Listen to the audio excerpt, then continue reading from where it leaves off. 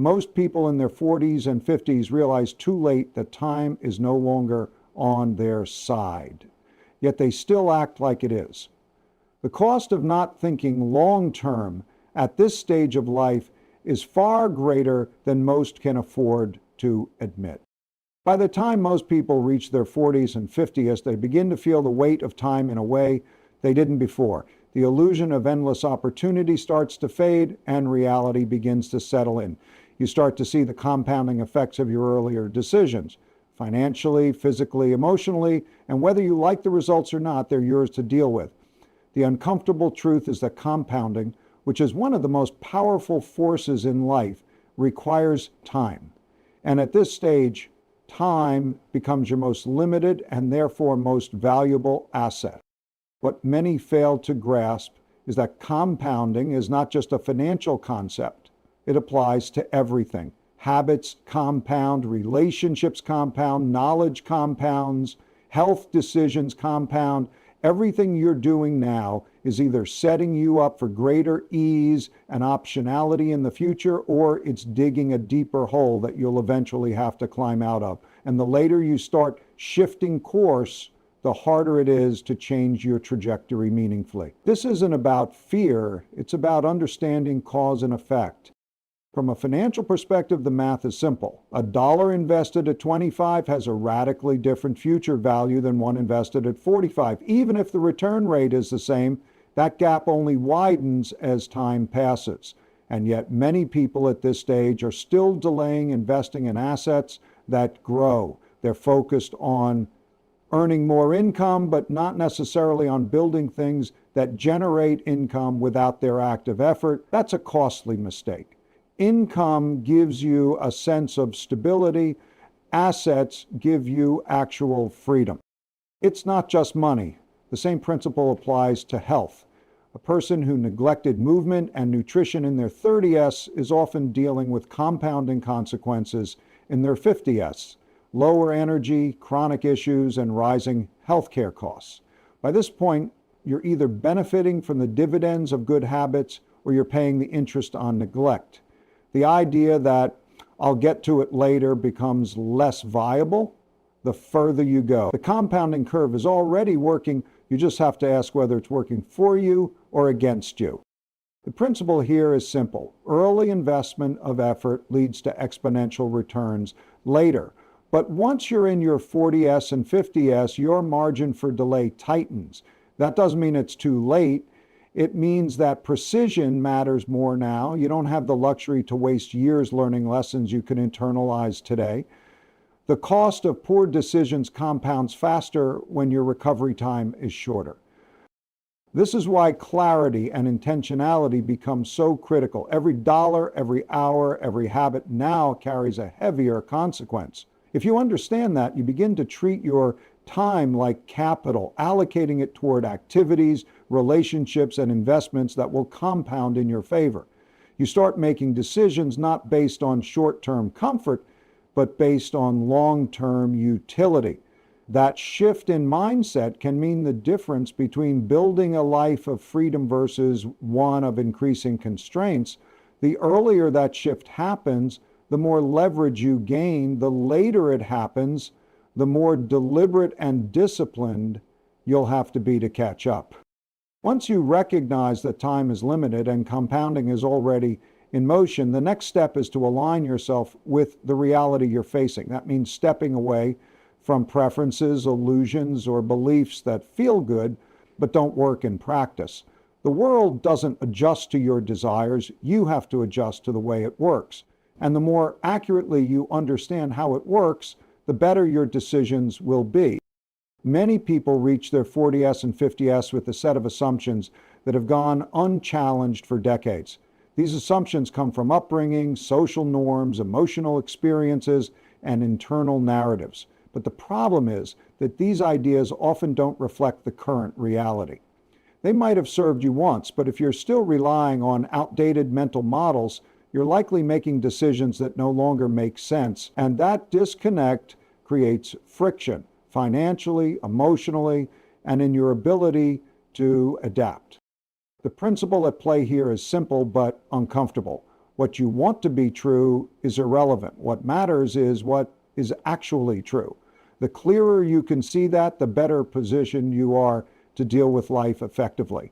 When you let go of preferences and start dealing with reality on its terms, you gain clarity. And clarity is a competitive advantage. It lets you navigate problems directly instead of avoiding them, and it allows you to see opportunities that others overlook because they're still caught up in denial. Reality tends to work in patterns. If you study them, you'll find predictability. For example, in economics, cycles repeat. Debt builds, productivity shifts, corrections happen. If you know how these things function, you can position yourself accordingly. But if you're only operating based on optimism or fear, you're likely to misread the situation. The same applies in your career. Industries evolve, technology changes, and skills become obsolete. If you're still working as if the world hasn't moved on, you're exposing yourself to increasing risk. But if you look at the current environment objectively, you can adapt early rather than react late. Emotionally, this principle also applies. People often stay in relationships, jobs, or habits that no longer serve them because they're attached to how things used to be. But reality is dynamic. Just because something worked before doesn't mean it works now. Acknowledging that can be difficult, especially when your identity is tied to it, but it's necessary. Delaying the recognition of truth only extends the cost you'll pay later. Facing reality isn't about being negative, it's about being honest. And honesty with yourself is the foundation of meaningful progress. When you're honest, you see where you are, how you got there, and what needs to change. That process can be uncomfortable, but it's essential if you want to make decisions that actually work. Ignoring it doesn't make life easier, it just delays the inevitable reckoning. So the sooner you align with reality, the sooner you can start making choices that are based on cause and effect, not wishful thinking. Once you've grounded yourself in the truth of your circumstances and aligned your thinking with reality, the next logical step is to reassess how you're using your time and energy. At this stage of life, one of the most important shifts is moving from being busy to being effective. Many people mistake motion for progress. They fill their days with activity, but don't stop to ask whether those activities are leading anywhere meaningful or productive. That's a misallocation of resources. And in your 40 S&50 misallocation becomes increasingly costly. Effectiveness means identifying what actually matters and directing your limited time and energy toward it. Busyness often stems from avoiding more difficult or strategic work. It gives the illusion of accomplishment without requiring depth of thought. But when you look at it through the lens of cause and effect, you realize that outcomes are not determined by how hard you work, they're determined by how hard you allocate effort. This is a time to question whether what you're doing is producing value over the long term or simply keeping you occupied in the short term. At a certain point, the accumulation of responsibilities, career, family, finances, can make life feel like it's running you instead of the other way around. But that's exactly when it becomes most important to take control of your schedule and apply leverage. Leverage doesn't just mean financial. It means finding the highest return activities for your time. That could mean delegating low-value tasks, building automated systems, or investing in tools, skills, or relationships that compound value over time. The goal is to shift from linear effort to exponential impact. This requires stepping back regularly to evaluate what activities are giving you disproportionate returns, which ones drain your time and offer little in return. Where are you saying yes out of habit, fear, or guilt instead of intention? These are the kinds of questions that help you cut through noise and reallocate effort toward what really matters. In a world that constantly demands your attention, discernment becomes a key skill. Without it, you end up reacting to life rather than designing it. Part of being effective is also understanding the opportunity cost of your decisions. Every hour spent doing one thing is an hour not spent doing something else. That trade-off becomes more significant as you get older because your remaining time to compound benefits is decreasing. When you're younger, the margin for trial and error is wider, but in your 40s and 50s, the margin narrows. That doesn't mean you need to act with fear. It means you need to act with precision.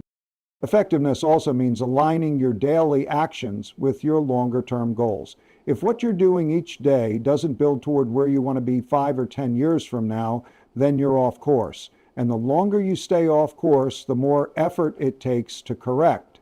This kind of thinking requires self-awareness and discipline.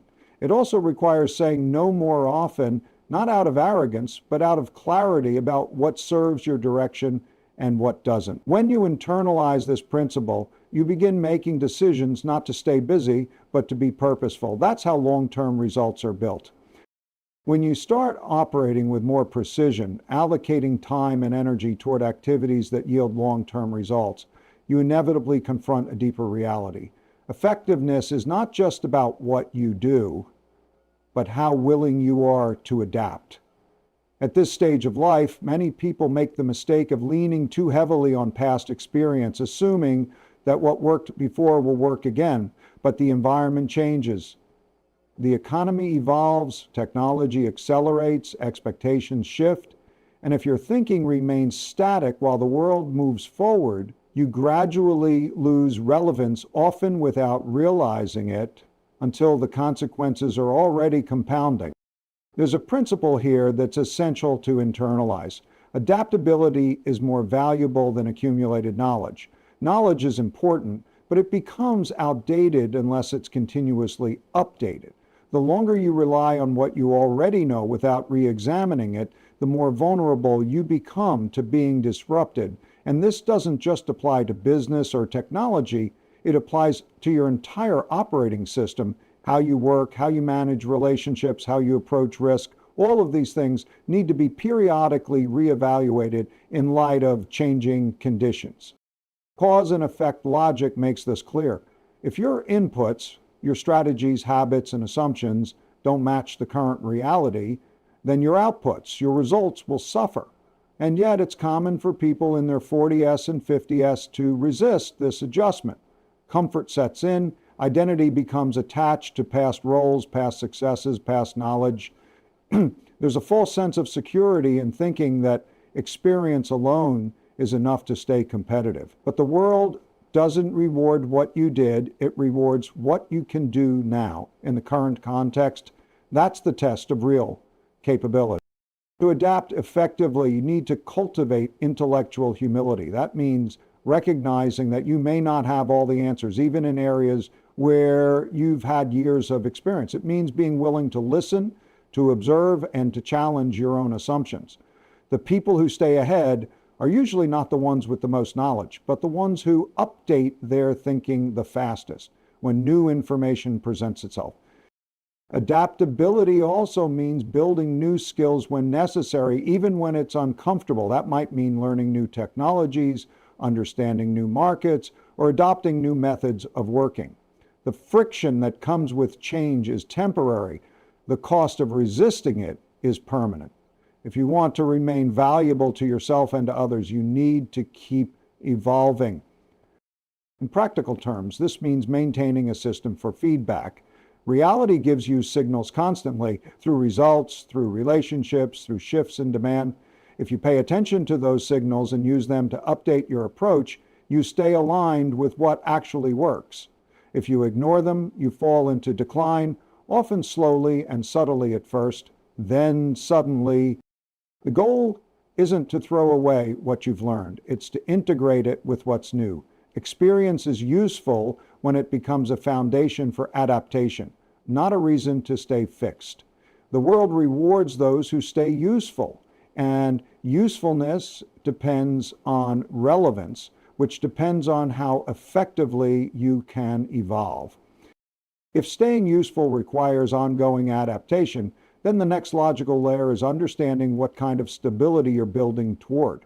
For many people in their 40s and 50s, financial success is still measured by income, how much they earn through work, promotions, or business revenue. But this thinking is incomplete. Income is important, but it's not the same as resilience. Income stops when you stop working. Resilience, on the other hand, is built when you own things that produce value regardless of your active effort. And that distinction becomes critical as your ability or desire to work indefinitely becomes less reliable. The principle is straightforward. If your financial well-being depends entirely on your continued effort, you're exposed. You're vulnerable to shifts in health, industry conditions, market cycles, or simple burnout. But if you own assets, things that generate cash flow or appreciate in value without daily input, then you begin to build true financial stability. Not the illusion of stability that comes from a salary or a business that demands your full attention, but the kind that gives you flexibility and control. Financial resilience comes from diversification, not just in terms of where your money is, but how it works. Too many people are concentrated in a single source of income.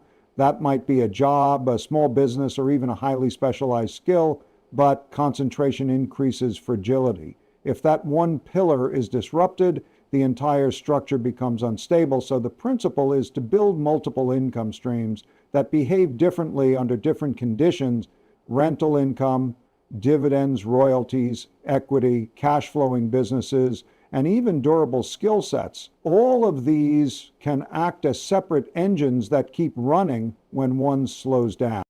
Another important element is liquidity.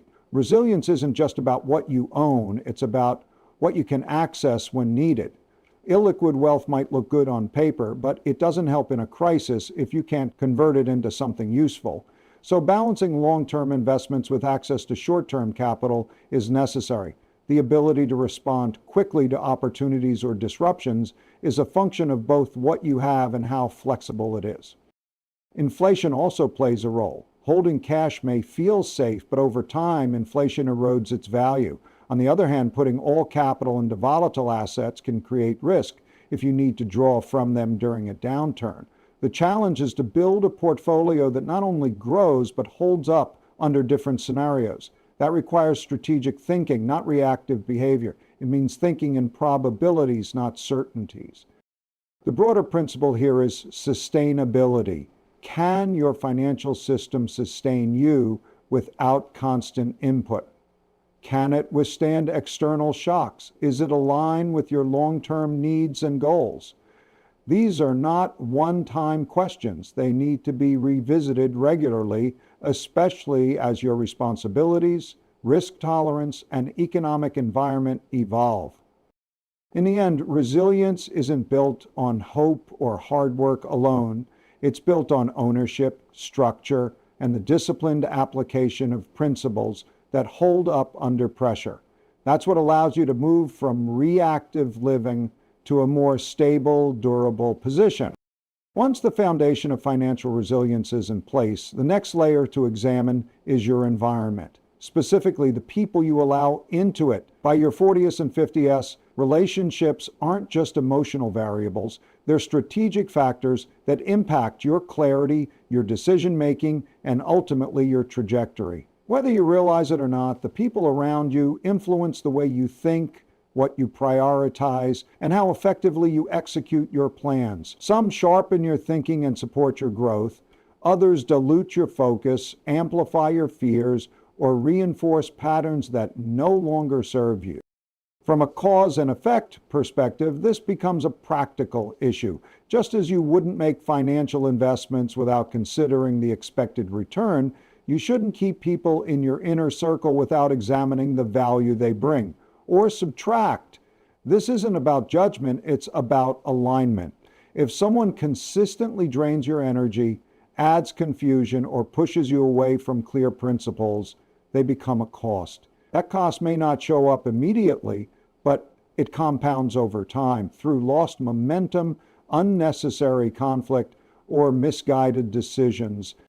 The principle here is leverage. Relationships can either be high leverage or high friction.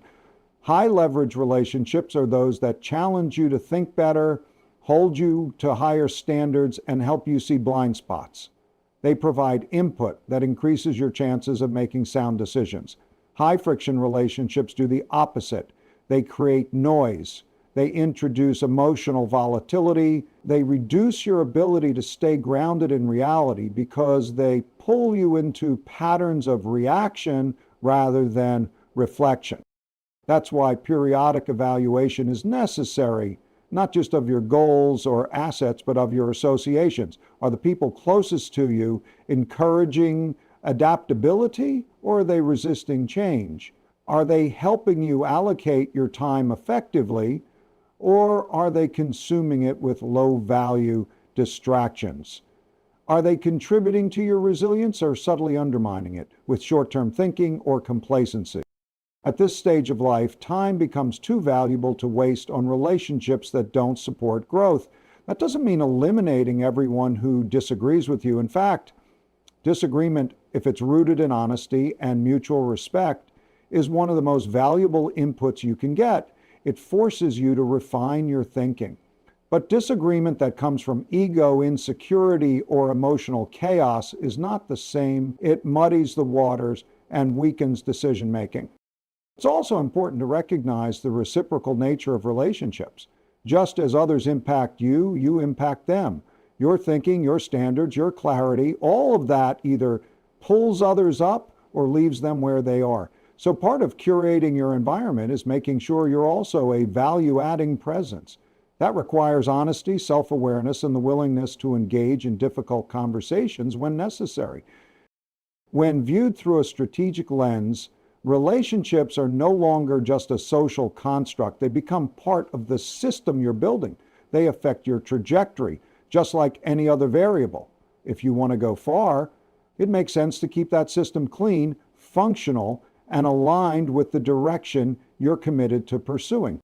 As you begin to align your relationships with your direction, another essential distinction becomes clear: the difference between comfort and security. Many people reach their 40S and 50S having built routines, habits, and systems that feel comfortable. They interpret this consistency as stability, but comfort is not the same as security. One is emotional, the other is structural. The danger comes when you stop asking whether your system can withstand pressure and begin assuming that just because things have been working, they will continue to work. That assumption, left unchecked, often leads to exposure at the exact time when adaptability is most limited. Security comes from preparation, not predictability. A comfortable lifestyle may indicate that things are going smoothly for now, but if it's built on fragile foundations, over-leveraged finances, outdated skills, dependent relationships, or false assumptions about the future, it can collapse quickly under stress. That's the risk of conflating current ease with long-term durability. The more insulated people become by routines, the less they tend to test the structural integrity of their systems, and when reality shifts, those untested systems often fail. The cause and effect logic here is direct. If your decisions are driven by what feels good in the moment rather than by what holds up under multiple conditions, you're increasing your vulnerability. That vulnerability might not show up immediately, but it builds in the background, quietly compounding until it surfaces, often at a time when adjustment is least convenient. You don't notice a roof leak on a sunny day, but the storm will expose it without warning. This is where preparation becomes the defining factor. Preparing doesn't mean predicting every future scenario. It means building your life in a way that allows for flexibility and resilience when things don't go as expected. That means having savings, not just income. It means developing transferable skills, not just job security. It means cultivating a mindset that's comfortable with discomfort rather than one that resists change. Security is the result of layering systems that can absorb shocks financially, mentally, and operationally. That also requires stepping back from your current situation and evaluating it objectively. What assumptions are you relying on that haven't been tested in a while? What systems in your life are optimized for today's convenience but might not scale or hold up over time? These are not easy questions, but they're necessary if you want to move from reactive to proactive living. If you wait for a crisis to reveal your blind spots, the cost of correction is usually much higher than if you anticipate and address them in advance. Another element to consider is psychological readiness. When people build comfort into their identity, any disruption feels existential. But when you build security through principles and systems, you create a foundation that isn't tied to specific outcomes. That gives you the ability to navigate change with less emotional volatility. It also makes you better positioned to act with clarity under stress. Ultimately, comfort is passive. It happens when external conditions are favorable. Security is active. It's earned through preparation, alignment, and the consistent application of principles that hold up under pressure. That's what makes the difference between stability that's perceived and stability that's real. If you're in your 40s or 50s, you're standing at a critical juncture, a point where the trajectory of your future will be defined not by how hard you work, but by how clearly you think and how wisely you act. The window for compounding is narrowing, the margin for error is tightening, and the cost of inaction is rising. But the advantage you have now is perspective. You've seen enough to understand what works and what doesn't. The question is whether you're willing to update your principles and make decisions that reflect the reality you're actually in, not the one you wish you were in. The world doesn't reward intentions. It rewards alignment with how things really work. That means focusing on assets that grow, people who elevate your thinking, systems that withstand pressure, and a mindset that embraces truth over comfort. If you do that consistently, you won't just survive what's coming. You'll position yourself to thrive in it. The time for wishful thinking is over. What you do now will echo for decades. Choose wisely.